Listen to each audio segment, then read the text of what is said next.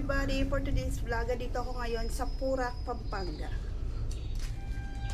Dahil nung kagabi, tumawag sa akin yung driver ko na kailangan ko daw lumabas kasi umuwi yung pahinante niya. Siguro nagka-emergency. Kaya ako muna ang magsasab. Here we go! Dito, libre lang yung pagkain. Sabi naman yan. Saan? Norma. Hello. Nag-vlog ako.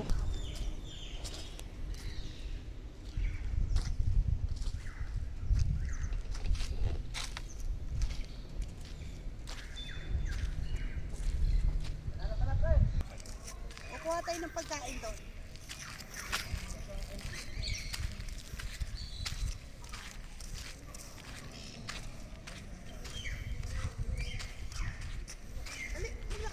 Ano kaya ulam nila?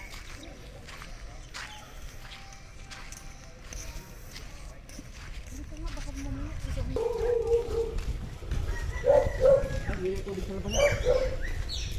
Pwede kayo lumabas din eh.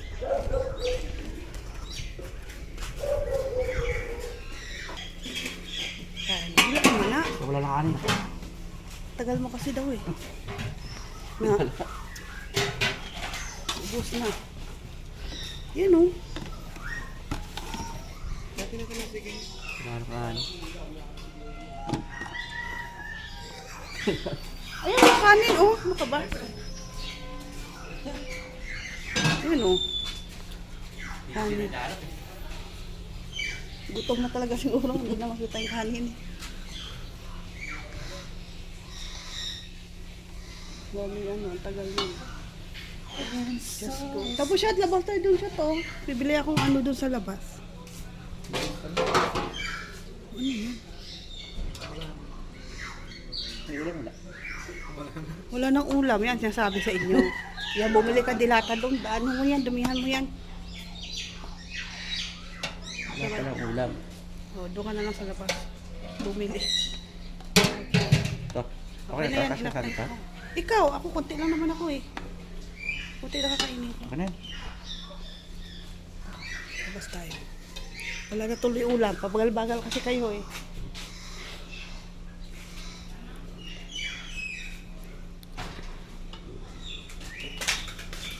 Wala nang ulam hoy. Kanin na lang natira. Kasi puro ka kasi ano eh. Doon ka na lang bumili ng ulam sa labas. Doon ka na lang bumili ng ulam. Kanin na lang. Oo. Ayun o, kumuha ka ng kanin doon.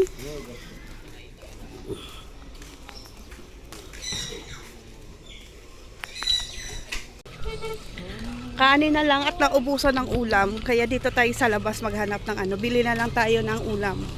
Ayan, dito yun siya.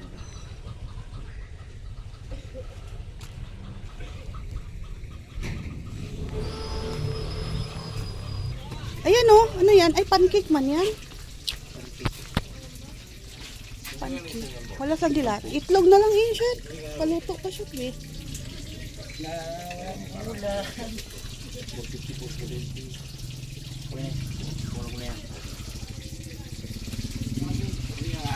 Pwede ka magpaluto dito ng ulam. Ulam. Ulam na lang. Itlog na lang eh.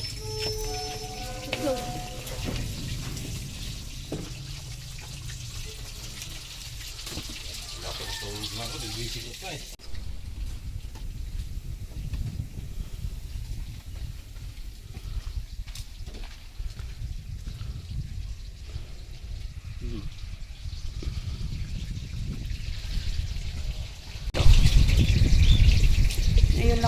Ngayon lang ulit ako nakabalik dito. Naantay ng ulam, pasit canton. Kasi naubusan kami ng ulam.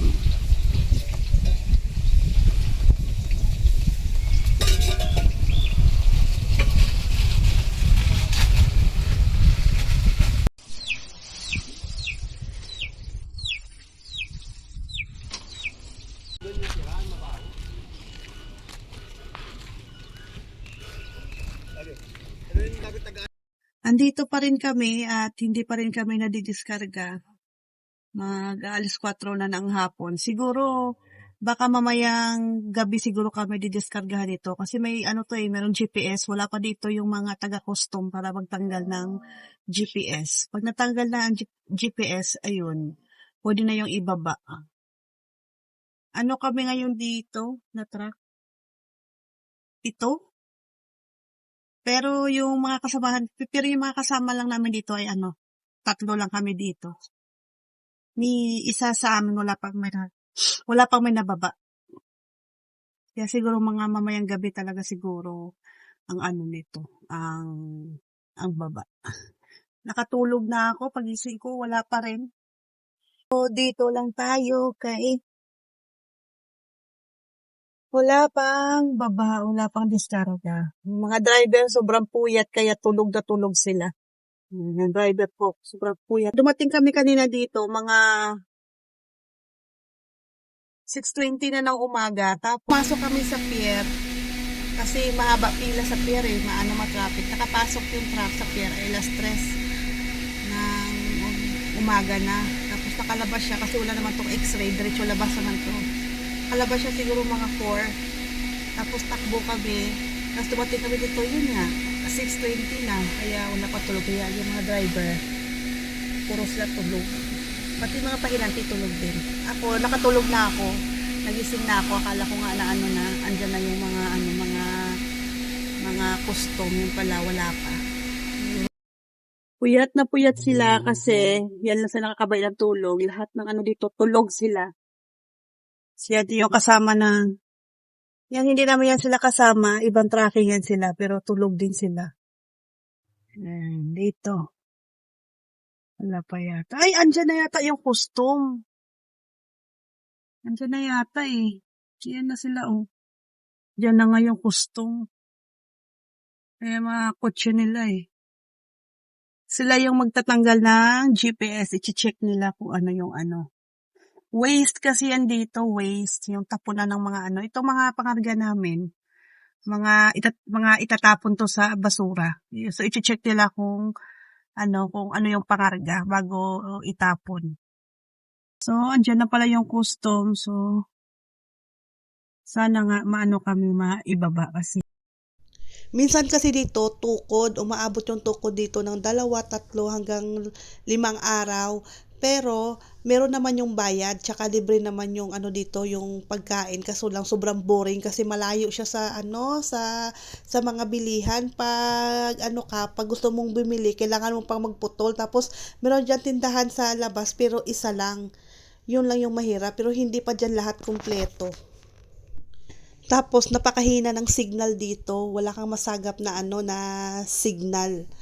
Kaya yun yung mahirap dito sa biyahe na to. Itong namin na to, itong biyahe namin na to, bali ito yung mga container na na matagal na nakatenga doon sa loob ng MIT na yung yung nagpabiyahe nito o yung may-ari ng mga na to, ng mga parga na to. Ito siguro yung walang ma-provide na mga dokumento kasi 'di ba bago yan ilabas din sa pier, dapat kumpleto siya sa dokumento. So siguro sa taon na hindi pa rin na-provide tapos parang expire na yung mga nila, expire na yung mga pangarga nila dahil sa tagal ng panahon na hindi nga nila i-discharge yung mga pangarga nila. Kaya ang ginagawa naman ng broker dahil nga wala na i-provide na papel tapos matagal nang namalagi doon sa loob ng MIP, dito yan nila dinadala para itapon na lang. Minsan mga karne yan, pakarami tapos napakabaho ng mga karne. Kasi minsan, pag hindi dry ang pangarga namin, yung mga karne sobrang baho talaga dahil sa sobrang taon na nakatenga dahil nga walang maipakitang dokumento. Kaya yan, tinatapon na lang nila dito. Pero ngayon, yung pangarga namin dry, siguro nga sa tagal na rin, mga na siya, mga sira-sira na yung mga Kaya pag na-check, yun, check ng custom kung Kung meron pang minsan dito iba, pag napapakinabangan ka, kinukuha nila para na lang siguro sa sarili nila. Pero halos lahat talaga ng na to, ng container na to, tinatapon sa basurahan doon sa dump site namin to tinatapon. Andito pa rin kami sa Porac. Hindi kami na-discarga kahapon, kaya tukod kami. Pero ngayon, dindiskarga na yung truck namin, kaya andito kami nag-aantay. At ayun ang truck namin, didiskarga na. Ipapakita ko sa inyo kung ano yung pangarga namin. Kaya pala sobrang bigat ng pangarga namin. Ano pala siya? Yung chloride ng pangarga. Sinisipon ako dahil sobrang baho ng amoy. Kaya ipapakita ko sa inyo kung ano yung pangarga namin. Yan na siya. Ayan, yung kulay dilaw na yan yung galing sa amin. Kaya pala sobrang bigat ng pangarga namin. Marami pa yan sa loob.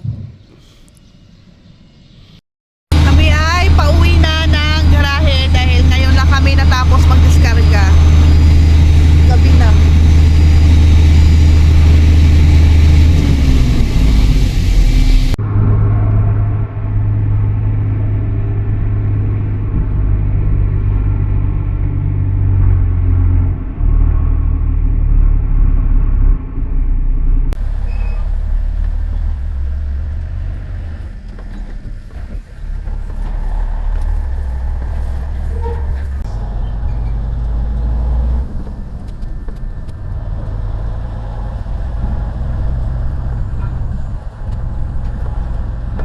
Stop over muna.